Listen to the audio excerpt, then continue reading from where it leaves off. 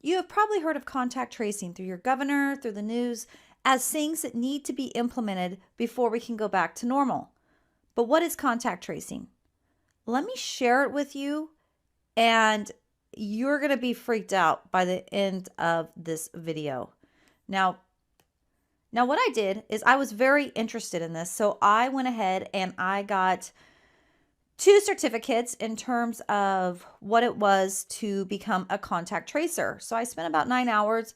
We're going to wrap it up here in about 20 minutes to just give you the highlights of what contact tracing entails and how it's going to affect you, because I guarantee you it will affect you and your family. We talk about saving the lives and the livelihood of the American people and of course, the life of our democracy. So in terms of saving lives, the only way we're going to have rid ourselves of this, as well as open up our economy, is evidence, science-based testing, testing, testing. Testing, just think of the T's: testing, tracing, treatment, and isolation then when necessary, of course, with social distancing. So let's look at the main points. Now, this is if you have COVID-19. You can either be done by test or by symptoms. Now, what our contact tracers know is that you can infect 2 days before and up to 10 days after. And how you can infect people is there's 3 definitions that were given in contact tracing school. One is physical. So you're hugging someone, you are kissing them, high-fiving them. Any physical contact, you could have given it to them. If you're close, within 6 feet for more than 10 minutes, so you're talking to someone and you're within that 6 feet social distancing number, well, you could infect them then. Let's say you're more than 6 feet apart, but for a longer time. At this point, you're thinking movie theaters, airplanes, trains, restaurants. So maybe not direct contact with somebody, but they're in the vicinity of the area for longer than 30 to 40 minutes. Now, what's going to happen is once you get a test that is positive, it goes to a tracer, and that tracer is going to do some research on you, find out a little bit about you, and give you a call. Now, they're going to tell you that you tested positive and that you need to be isolated for a minimum of 10 days on the onset, and it has to be within no fever for 3 days. So if you're on day 9 but you still have a fever, you need to add another 3 days until your fever is cleared. And by isolation, I mean total isolation. This is nobody near you. Even your dog can't be there. So you can see here that specifically with a person that is symptomatic, they should maintain separation from household animals as they would any other household members and avoid direct contact with any of your pets. So you cannot contact your pets, people, anybody in your family. You need to be completely isolated. Now, what that means is you could have to go into a hotel room. If you have no way of not sharing a bathroom or any space, they will check that out. So you'll have to show like video evidence if the conference is done via teleconference, walk them around your house, let them know that you have space to be isolated. Now, the next is quarantine. Quarantine means I am healthy, I have no symptoms, I have not contracted the disease, but maybe for 14 days, they're going to check to make sure that I haven't. So that means, again, that I cannot leave my house. And as a contact tracer, I'm supposed to set you up with social services. So if you have kids and you have no one to care for them, we'll take your kids, we'll take care of that. If you need groceries, we'll do groceries, but you literally cannot be in contact with anybody and you cannot leave your house. Even if you're healthy, you are still quarantined not to be leaving the house. Unfortunately, you could be totally healthy, get out of quarantine, and guess what? Be at a restaurant, someone else in the vicinity has it, be quarantined again. Now, I'm not sure what happened with all the other states, but what we did in California is we passed a workman's comp law that's in effect to the end of July. That workman's comp is going to take care of all of that for any employee, no matter where you contact it. The employers are going to be held responsible. I'm not sure what that is in all the other states, but it's something that passed here just recently, and who knows if that will get extended. Okay, so isolation and quarantine, basically means the same thing, except quarantine is a little bit longer, right? So you're sick, you only have 10 more days. If you're quarantined, 14 days. What does this look like in normal time? Okay, so they're going to want to know, as a contact tracer, I call you up, I tell you you become positive. We've looked at your house, do a video conference so you can show me that you have a place to isolate. And then I'm going to ask you, who did you come in contact with? And I'm going to tell you, if you tell me, oh, I don't know, I'm going to tell you to look at your phone and we can do it together and look at your social media and we'll figure out where you have been. And you need to make sure you know your movies, flight numbers, and anything with large venues. Now, some of the places, what they've already instituted now, are you have to put your contact information when you go to a restaurant, you go to a hair salon, any of those things, because that way they can track you.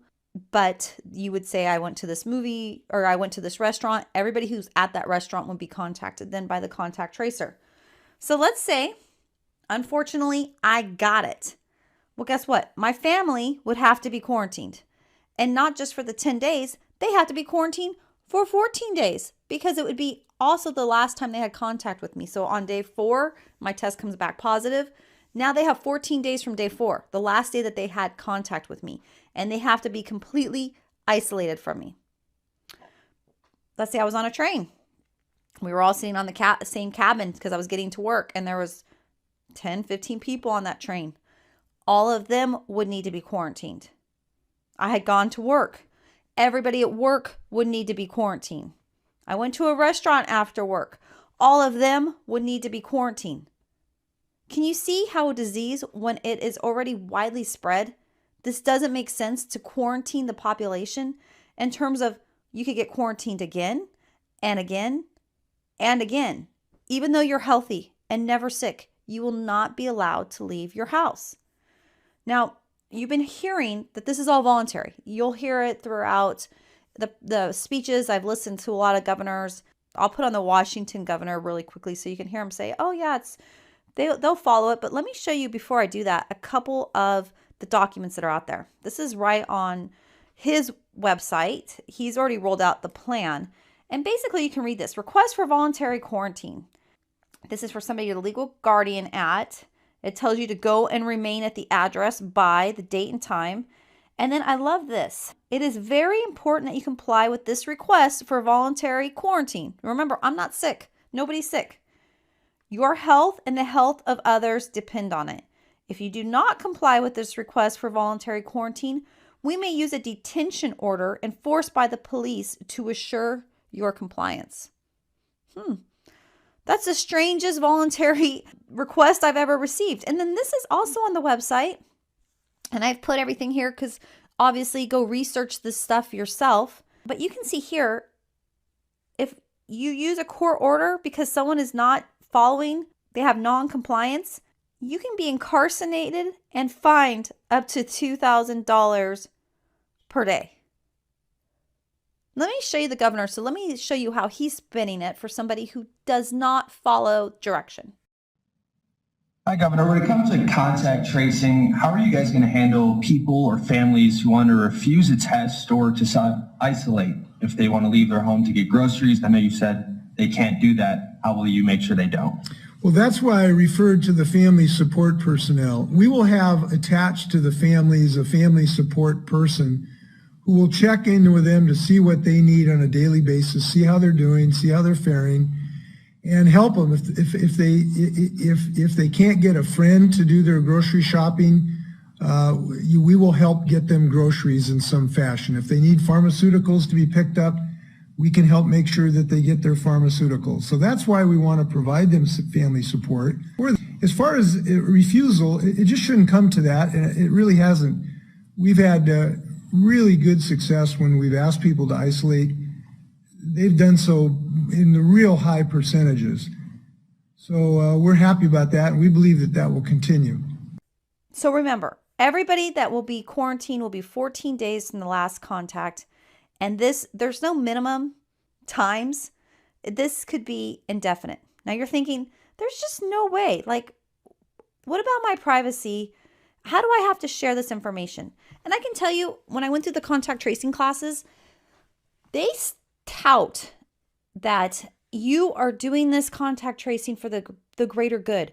You are helping people not spread the disease. It is very important that people have privacy, but when it comes to the greater good, your privacy is null and void. Now, as soon as you get a positive test result, this goes directly to an electronic database. Let me tell you, I took this directly off the training website, that the isolation or quarantine can be mandated and enforced. And there's other health enforcements such as vaccines or requirements to take medicine, because you cannot risk being infected and giving it to others. When you're tested for COVID-19, you might assume that your test result will stay confidential with your doctor and the health department. After all, that's how it usually works with medical information, but we're living in unusual times. The Associated Press has revealed that across America, there's widespread sharing of medical information between health officials and law enforcement.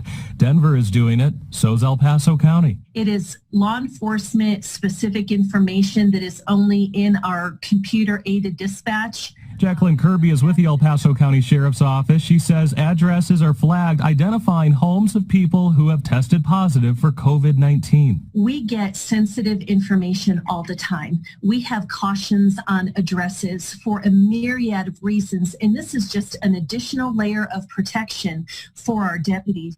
I want to share with you, this is just something in California, that's where I'm located, but you can read here, and I'm assuming that a lot of other states have similar things. This shows that they can, because you can see here, a threat of a communicable disease outbreak or epidemic that threatens the public health, it gives them the rights to do this. Adopt and enforce regulations requiring strict or modified isolations or quarantine for any contagious infections or communicable diseases. It takes measures as necessary to ascertain the nature of disease and prevent its spread. It can take control of the body of any living person or the corpse of any deceased. It can quarantine, isolate, inspect, and disinfect persons, animal, houses, rooms, and other property. So, based on what we have right now, I don't have any privacy rights. You can see here, this is just New Jersey. I just wanted to throw this out there because other states have laws. This was enacted in 2005. So I suggest you go start researching what is allowed in your state and what rights you have given up when you start looking at a disease that could pose a risk to the health of the population. Let me put it very clearly. You have no constitutional right to endanger the public and spread a disease, even if you disagree. You have no right not to be vaccinated. You have no right not to wear a mask. You have no right to open up your business. Wait, can I stop you? Yeah. No right not to be vaccinated, meaning if they decide you have to be vaccinated, we have to be vaccinated? Absolutely. And if you refuse to be vaccinated, the state has the power to literally take you to a doctor's office and plunge a needle into your arm. If the vaccination Where is that in the Constitution? If the vaccination is designed to prevent the spreading disease. If the vaccination is only to prevent a disease that you will get, for example, if there's a disease that will kill you, you have the right to refuse that, but you have no right to refuse to be vaccinated against a contagious disease. Public health, the police power of the Constitution, gives the state the power to compel that, and there are cases in the United States Supreme Court. So they talked about tools available for contact tracing because they said, in California, we're supposed to have 20,000 contact tracers for our population. They said you might get a lot of these cases. So you might be doing a couple 100, 500,000 a day. How else can we do it? And I thought this was weird, but they talk about China and North Korea. They say China and North Korea have a great system because they have a centralized database. And this database has everybody's phone number and they're given a unique code. And these codes track them through GPS. So as soon as they're in contact or somebody has it, they can send a notice out to everybody and they automatically know that they've been infected. We don't have that in the USA, so it was weird that they brought that up.